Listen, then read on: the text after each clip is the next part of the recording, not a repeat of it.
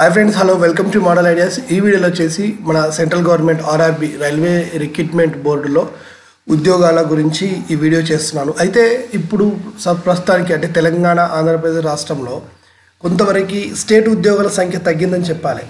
కొంచెం recession period నడుస్తుంది. ఇలాంటప్పుడు సెంట్రల్ గవర్నమెంట్ ఉద్యోగాలు, ముఖ్యంగా రైల్వే డిపార్ట్మెంట్ ఉద్యోగాలు చాలా బెటర్. మన రాష్ట్రంతో పోల్చుకుంటే సెంట్రల్ గవర్నమెంట్ ఉద్యోగాల యొక్క గొప్పతనం చాలా మంచిగా ఉంటుంది. ఎందుకంటే ఇక్కడ శాలరీ పరంగా కానీ, ఇంక్రిమెంట్ల పరంగా కానీ, తర్వాత బెనిఫిట్స్ పరంగా ఎక్కడ అంటే ఇబ్బంది ఉండదు. అదే స్టేట్ గవర్నమెంట్స్ అయితే సమస్యలు ఎక్కువగా ఉంటాయి. కాబట్టి మరి ఈ రైల్వే రిక్రూట్మెంట్ బోర్డు 2025 సంబంధించినటువంటి పూర్తి వివరాలు ఈ వీడియోలో నేను చెప్తాను. ఇందులో ఎగ్జామ్ ఎలా ఉంటుంది, ఏం సిలబస్ చదవాలి, తర్వాత ఫిజికల్ ఎఫిషియన్సీ టెస్ట్ ఎలా ఉంటాయి, మెడికల్ టెస్ట్లు ఎలా ఉంటాయి, రిజర్వేషన్స్ ఎలా ఉంటాయి, మొత్తం పోస్టులు ఎన్ని ఉన్నాయి, ఈ వివరాలన్నీ నేను చెప్తాను. స్కిప్ చేయకుండా చూసుకుంటూ పోతే మీకు ప్రతిదీ నేను ఎనాలిసిస్ అయితే ఇస్తూ ఉంటాను. అయితే ముందుగా ఇప్పుడు స్టార్టింగ్ లెవెల్లో నేను డేట్స్ అవి చెప్పి మీకు లాస్ట్లో పోస్టులు ఎక్కడ ఖాళీ ఉన్నాయనే విషయాన్ని చివరిలో చెప్తాను. సో ముందుగా వచ్చేసి government of India, ministry of railway department, they have given notification to apply for that railway department first. In this case, the starting date for that application has been started, and that ending ఇక మనకు చివరి date వచ్చేసేసి closing date is that 22 February. So ఈ 22 ఫిబ్రవరి లోపల మనం online ద్వారా apply చేసుకోవాలి. అయితే ఇక్కడ మనకి అంటే ఇక్కడ లెవెల్ ఉంటాయి. అంటే రైల్వే డిపార్ట్మెంట్లో లెవెల్ బేస్డ్ ఉద్యోగాలు ఉంటాయి. అంటే ఇది 1 to 7 లెవెల్ అనే ఒక ఇట్లా ఉంటుందన్నమాట. అంటే కింది స్థాయి ఉద్యోగాలు, మిడిల్ స్థాయి ఉద్యోగాలు, పై స్థాయి ఉద్యోగాలు, అంటే ఐఏఎస్ లెవెల్ క్యాడర్ ఉన్న ఉద్యోగాలు కూడా ఇందులో ఉంటాయి. అంటే మనం అక్కడ సివిల్స్ రాసి వచ్చేటువంటి రైల్వే ఉద్యోగాలు కూడా ఉంటాయి. సో అందులో ఇది ఒక లెవెల్ 1 to 7 లెవెల్లో ఉండేటువంటి ఉద్యోగాలు. సో దీనికి సంబంధించి మొత్తం ఎన్ని రకాలుగా జరుగుతుందంటే the first one is that exam ఉంటుంది. ఆ తర్వాత అంటే సిబిటి, కంప్యూటర్ బేస్డ్ టెస్ట్ ఉంటుంది. Then after PET, physical efficient test ఉంటుంది. ఆ తర్వాత DV, nothing but document verification ఉంటుంది. ఆ తర్వాత ఎంఈ, మెడికల్ ఎగ్జామినేషన్ ఉంటుంది. ఇవి మనం అన్ని పూర్తి చేయాల్సింది ఉంటుంది. So let we can go that then the eligible candidates are that they should in between that 18 to 36 years మధ్యలో ఉండాలి. ఇక్కడ ఎస్సీ, ఎస్టీ, బీసీలకి అయితే ఒక 3 ఇయర్స్ అడిషనల్గా మళ్ళీ వీళ్ళకి రిలాక్సేషన్, అంటే 39 ఇయర్ ఉన్న వాళ్ళు కూడా they are eligible for this. ఇంకా ఎక్స్ సర్వీస్ మెన్ అలాంటి వాళ్ళకైతే 10 ఇయర్స్ కూడా ఇచ్చేసారు. అంటే even they can right up to that 46 years ఉన్న వాళ్ళు కూడా రాసుకోవచ్చు. సో 22 ఫిబ్రవరికి లాస్ట్ డేట్ అయిపోతుంది. అయితే ఇక్కడ ఏంటంటే ప్రజెంట్ ఈ 2025 ఫిబ్రవరి 25 వరకు నోటిఫికేషన్ నథింగ్ బట్ వచ్చే సమయానికి, అంటే అప్లై చేసే అయ్యే సమయానికి రిజల్ట్స్ వచ్చి ఉండాలి.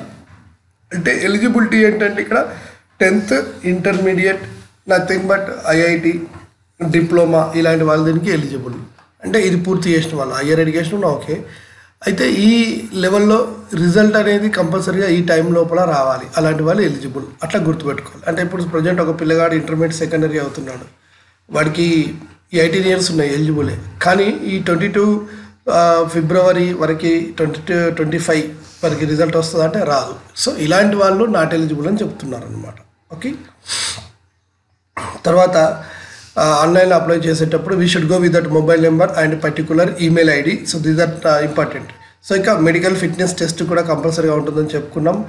ఏజ్ 18 వరకు, అంటే ఈ మధ్యలో ఉండేటువంటి age limit. Other are separate reservation for SC, ST, other backward OBC candidates and EWS and EBC వాళ్ళకి సపరేట్గా ఇక్కడ రిజర్వేషన్స్ అయితే ఉన్నాయి. నెక్స్ట్ మీరు ఆన్లైన్లో అప్లై చేసేటప్పుడు if you find any difficult, డబ్బులు కట్ అవ్వడం, తర్వాత మీకు ఇబ్బంది ఉంటే దానికి మీరు ఫోన్ చేయొచ్చు ఈ నెంబర్లకి. అయితే ఇక్కడ ఆన్లైన్లో మీరు అప్లై చేసే ఫీజు కూడా వీళ్ళు మళ్ళీ తిరిగి ఇస్తున్నారు. సో నేను మీకు 1 by 1 చెప్తా. అయితే ఎగ్జామ్ రాస్తే కంపల్సరీగా నెగిటివ్ మార్క్ కూడా ఉంది 1/3. ఇది కూడా మీకు ముందు వస్తుంది. అంటే ఇక్కడ ఆగమాగం అదొకటి ఇచ్చారు, నేను ఆర్డర్లో చెప్తూ వస్తాను దీన్ని. అయితే ఇక్కడ పోస్టులకి కొంచెం ప్రిఫరెన్స్ ఇవ్వాల్సింది ఉంటుంది. అంటే ఇక్కడ మనకి అంటే కొన్ని ఏమో అంటే మీకు ఈ రకంగా చెప్పాల్సి వస్తే డిఫరెంట్ టైప్స్ ఆఫ్ ద పోస్టులు, ఇట్లా ఏరియాని బట్టి ఆ పోస్టులు ఇట్లా డిఫరెంట్గా ఉన్నాయి. అంటే ఓవరాల్గా మనకి పోస్టుల సంఖ్య చూసినట్టయితే 14 డిఫరెంట్ పోస్టులు ఉన్నాయి. కాబట్టి ఈ పోస్టులన్నిటికీ in that application you have to give a particular priority కంపల్సరీగా ఇవ్వాల్సింది ఉంటుంది. అది ఎలా ఇవ్వాలో నేను మీకు మళ్ళీ చెప్తాను అక్కడ వరకు వెళ్ళినప్పుడు. ఓకే, అండ్ దెన్ ఇప్పుడు మనకి ఒకసారి ఈ ఎగ్జామినేషన్ సిస్టంలో ఒకసారి ముందుగా మనం వెళ్దాం, అర్థం చేసుకుందాం.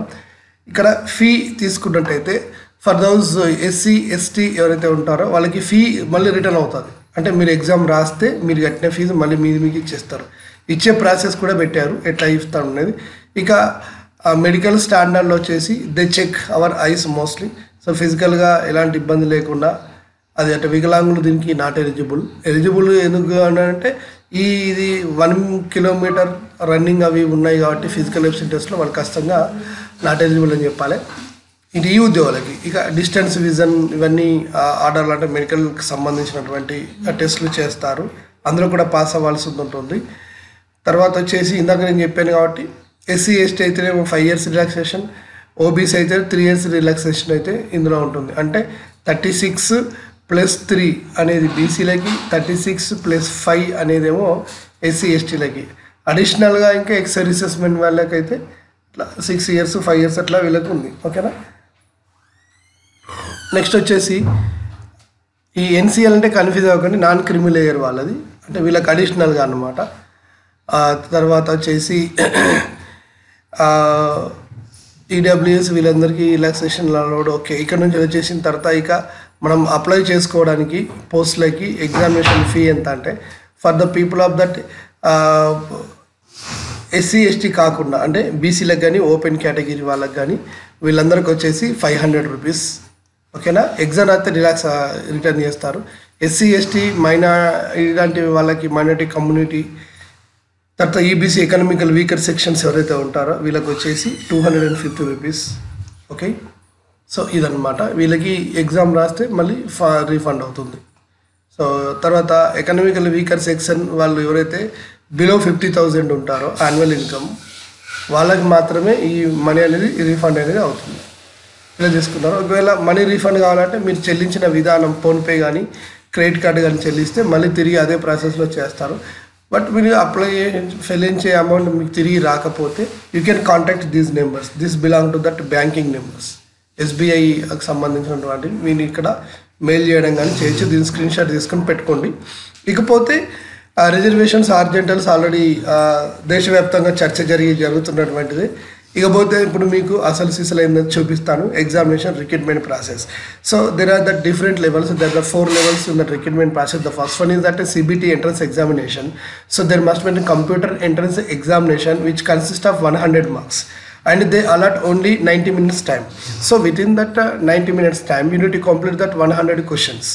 Then the syllabus is that general science 25 marks and mathematics 25 marks, then general intelligence and reasoning 30 marks, then general awareness for 20 marks, then total 100 questions and 100 marks విషయాల పక్కన పెడితే మీకు 90 minutes టైం ఉంటుంది.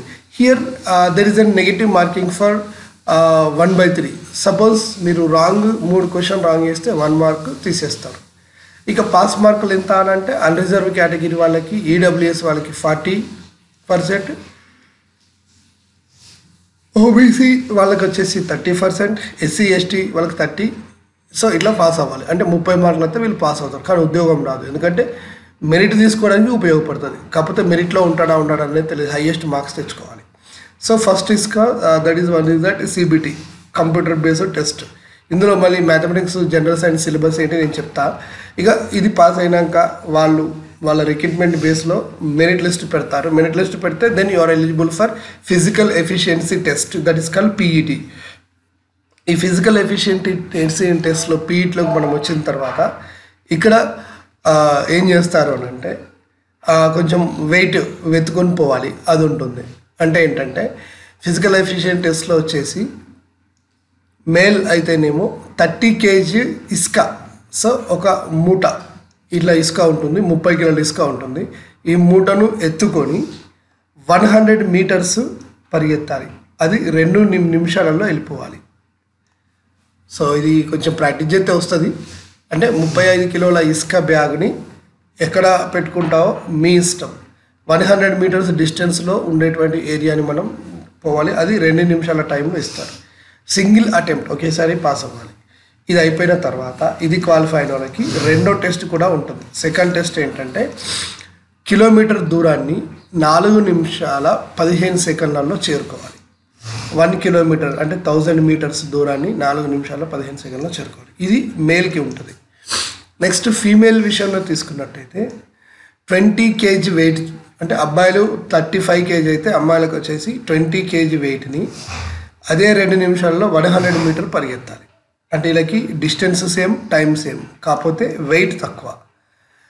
ఇది పాస్ అయిన తర్వాత సెకండ్ స్టెప్లో వీళ్ళు కూడా 1 కిలోమీటర్ పరిగెత్తాలి, కాకపోతే సమయం 5 నిమిషాల 40 సెకండ్లు. అదే అబ్బాయిలకైతే అదే 1000 కిలోమీటర్కి 4 నిమిషాల 15 సెకండ్లు. ఇలా 2 స్టెప్స్ ఉంటాయి. Under the test physically efficiency టెస్ట్లో ఇవి ఉంటాయి. దెన్ ఆఫ్టర్ డాక్యుమెంట్ వెరిఫికేషన్, ఇక్కడ క్యాస్ట్ ఇన్కమ్, ఓబీసీ సర్టిఫికేట్, ఓకేనా, crime layer, non crime layer సర్టిఫికేట్లు, మిగతా స్టడీ సర్టిఫికేట్లు చిన్నప్పటి నుండి, ఆధార్ కార్డు, ఇలా 10th మేమో ఇంటర్ మేమో అవన్నీ ఇక్కడ వెరిఫై చేస్తారు. సో అవన్నీ ఇక్కడ మనం చూపించాల్సింది ఉంటుంది. ఆ తర్వాత మెడికల్ టెస్ట్ ఉంటుంది, అందులో ఐ టెస్ట్ ఇలా ఉంటాయి. సో ఇవి ఈ 4 లెవెల్స్ ఏవైతే ఉంటాయో computer based, physical efficiency and document verification and medical examinations, ఇవి కంపల్సరీగా అన్నీ పాస్ అయిన తర్వాత దెన్ ఆఫ్టర్ వాళ్ళు మనకి ఉద్యోగం ఇస్తారు, అంటే మెరిట్లో ఉంటాయి. ఇకపోతే సిలబస్ విషయంలో మనం తీసుకుంటే మ్యాథమెటిక్స్లో నెంబర్ సిస్టమ్, ఓకేనా, ఇవి ఫ్రాక్షన్స్, ఎల్సిఎం ఇవంతా కూడా అప్ టు 10th లెవెల్ ఉన్నటువంటిది, ఈజీగా ఉంటుంది. సైన్స్ విషయంలో తీసుకుంటే then analysis, then alphabetical and number series, coding and decoding, mathematical operations, ఇలాంటివన్నీ ఇక్కడ ఉన్నాయి. నెక్స్ట్ జనరల్ సైన్స్లో తీసుకుంటే ఫిజిక్స్, కెమిస్ట్రీ, ఇలాంటి అప్ టు 10th స్టాండర్డ్లో ఉన్నది. జనరల్ అవేర్నెస్ తీసుకుంటే science and technology, sports, culture, ఇలాంటివన్నీ తీసుకుంటాం. సో ఇవి మాత్రమే మనకు ఉండేటువంటి ఎగ్జామినేషన్ సిస్టమ్. దీంట్లో ఇది చూస్తే సరిపోతుంది. ఓకే, అంటే చాలా ఈజీయే. అప్ టు ఒక ఏదో మన 10th తర్వాత పాలిటెక్నిక్ ఎంట్రన్స్ ఎగ్జామ్ ప్రిపేర్ అయినట్టు కాన్సెప్ట్, కొంచెం హార్డ్ వర్క్ చేస్తే బెటర్ అనమాట. ఓకేనా, తర్వాత మన సర్టిఫికేట్ వెరిఫికేషన్కి మన షార్ట్ లిస్ట్ పెట్టినప్పుడు మన సర్టిఫికేట్ డాక్యుమెంట్స్ అన్నీ ఇక్కడ కనిపించే వెబ్సైట్లో వాటిని వాళ్ళు అప్లోడ్ చేయమంటారు. ఇక్కడ అప్లోడ్ చేయాల్సింది ఉంటుంది. ఓకేనా, OIRMS, ఓకేనా, ir.gov.in RRB, ఇందులో అప్లోడ్ చేయమంటారు, చేసేయాలి. ఇకపోతే అసలు సిసలైనటువంటి అంటే పోస్టులు ఎన్ని ఉన్నాయనేది ఇప్పుడు మనం ఇక్కడ చూసే ప్రయత్నం అయితే చేద్దాం. ముఖ్యంగా ఇక్కడ ఏ ఏజెన్సీ ఆ ఏజెన్సీలో ఉన్నాయండి, దీనికి కూడా మనం ఎలిజిబుల్ అవుతాం. అంటే సపోజ్ ఇప్పుడు ప్రయాగ్రాజ్, ఇది ఒక సెంట్రల్ ఏరియా అనమాట. ఇప్పుడు సికింద్రాబాద్ సౌత్ సెంట్రల్ ఉన్నట్టుగా ఇక్కడ హాజీపూర్, కోల్కతా, ముంబై, బెంగళూరు, ఇట్లా. సో అన్నిటికీ మనం ఎలిజిబుల్ నాన్ లోకల్లో. బట్ లోకల్ సికింద్రాబాద్కి సంబంధించిన ఎక్స్ప్లెయిన్ చేస్తాను. So Secunderabad south central railway area, ఇది తెలంగాణ, ఆంధ్రప్రదేశ్ వాళ్ళకి లోకల్కి వర్తిస్తుంది. కాబట్టి ఇందులో వచ్చేసి మనకు ప్రజెంట్ మొత్తం పోస్టుల సంఖ్య ఇదంతా కనిపించేది. లాస్ట్కి వీటి టోటల్ ఇవ్వలేడు. ఓన్లీ ఓపెన్ కేటగిరీలో 710 పోస్టులు ఉన్నాయి. ఎస్సీ రిజర్వేషన్ సపరేట్గా 235 ఉన్నాయి. అంటే ఇప్పుడు వీళ్ళు ఏమనుకోవాలంటే ఈ 710 + 235 రెండు కలిపి ఎస్సీలకు ఉంటాయి. 144 వచ్చేసి ఎస్టీలకు ఉన్నాయి. అంటే 710 అందరికీ కామన్గా ఉంటాయి, ఇవి మిగతాయి అన్నమాట. అది ఓబీసీలకు అయితే 415 ఉన్నాయి. ఇప్పుడు ఇక్కడ ఏం చేయాలంటే 710 + 415 ఇక్కడ ఉద్యోగాలు ఖాళీ అన్నమాట. ఈడబ్ల్యూఎస్ వాళ్ళకి సపరేట్ కోటా ఉన్నది, ఇది వీళ్ళకి సంబంధించి. సో టోటల్ 1642 ఉద్యోగాలు అయితే ఉన్నాయి. ఎక్స్ సర్వీసెస్ మెన్ వాళ్ళ కోటా సపరేట్ ఉన్నది.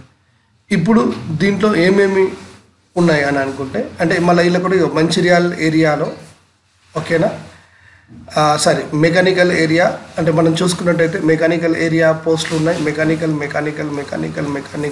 నెక్స్ట్ ఎలక్ట్రికల్ ఏరియా ఉన్నాయి, ఇంజనీరింగ్ ఏరియా ఉంది, ఎలక్ట్రికల్ ఏరియా ఉంది, next engineering, electrical, traffic and engineering area ఉంది. సో ఇవి ఏరియాలు. సో దీంట్లో అసిస్టెంట్లు, సో వర్క్షాపు, ఇట్లా ఇవి పోస్టులు. ఓవరాల్గా 14 పోస్టులు అయితే మనకి ఇక్కడ ఉన్నాయన్నమాట. సో కొన్నిటికి మీరు ఆన్లైన్లో అప్లై చేసేటప్పుడు ఏ పోస్ట్కి ఎవరు ఎలిజిబిలిటీ అనేది ఆటోమేటిక్గా అందులో ఉంది. నోటిఫికేషన్లో ఆ విషయాన్ని వాళ్ళు మెన్షన్ చేయలేరు. మీరు రిజిస్ట్రేషన్ చేసుకున్న తర్వాత మీకు అటుగానే అర్థమైపోతుంది. So this a lot complete information regarding to that railway recruitment board 2025 notification సంబంధించి. అయితే చాలామందికి దీని వాల్యూ తెలియదు అన్నమాట, వాళ్ళు దీన్ని చీప్గా చూస్తారు. ఒకటి గుర్తుపెట్టుకోవాలి, ఉద్యోగం అనేది ఎంత గొప్పదో. నా ఫ్రెండ్ నిజామాబాద్ రైల్వే స్టేషన్లో పనిచేస్తాడు. సో అతను చెప్తుంటే నాకు ఈ వీడియో చేయమని చెప్పింది కారణం ఆయన్నే అన్నాడు. ముందు ఆ వీడియో చేయండి మీరంటే నాకు కొంచెం సమయం వీలు కాక నేను లేట్గా చేస్తున్నాను. కానీ సో ఎప్పుడే కానీ రైల్వే డిపార్ట్మెంట్ ఉద్యోగానికి మించిన ఉద్యోగం నా దృష్టిలో అయితే చాలా బెటర్ అది. కాబట్టి ఇంట్రెస్ట్ ఉంటా నువ్వు అప్లై చేసుకొని పెట్టుకో, ఏమీ నష్టం లేదు. అప్లై చేసుకో, వెళ్ళిపో. నీకు బాగా టాలెంట్ ఉంటే ఈ చిన్న ఉద్యోగం అన్న సాధించి మిగతా నెక్స్ట్ ఉద్యోగానికి నువ్వు ఇంకా సాధించే ప్రయత్నం చేసుకో. ఓకే. సో ఇంకేమైనా డౌట్స్ ఉంటే కింద మీరు కామెంట్ చేసి అడగండి. I'm ready to give that answers. ఒకవేళ నాతో మీరు మాట్లాడాలనుకుంటే పర్సనల్గా నా వల్ల మీకు ఏమైనా హెల్ప్ జరుగుతుంది అనుకుంటే ఇన్స్టాగ్రామ్లో నన్ను ఫాలో అవ్వండి. సో అక్కడ నుండి మీరు నాతో మాట్లాడవచ్చు. మోడల్ ఐడియాస్ అనేటువంటి యూట్యూబ్ ఛానల్ పేరే ఇన్స్టాగ్రామ్లో కూడా ఉంటుంది. నెక్స్ట్ వచ్చేసి మోడల్ ఐడియాస్ యూట్యూబ్ ఛానల్ ద్వారా మనకు ఒక యాప్ కూడా ఉన్నది. అందులో ఇంగ్లీష్ గ్రామర్కి సంబంధించినటువంటి క్లాసెస్, వివిధ క్వశ్చన్ పేపర్స్ అన్ని ఆన్సర్లతో ఉన్నాయి. సో ఇంట్రెస్ట్ ఉంటే మీరు యాప్ డౌన్లోడ్ చేసుకోండి, model ideas. Okay. Thank you and all best.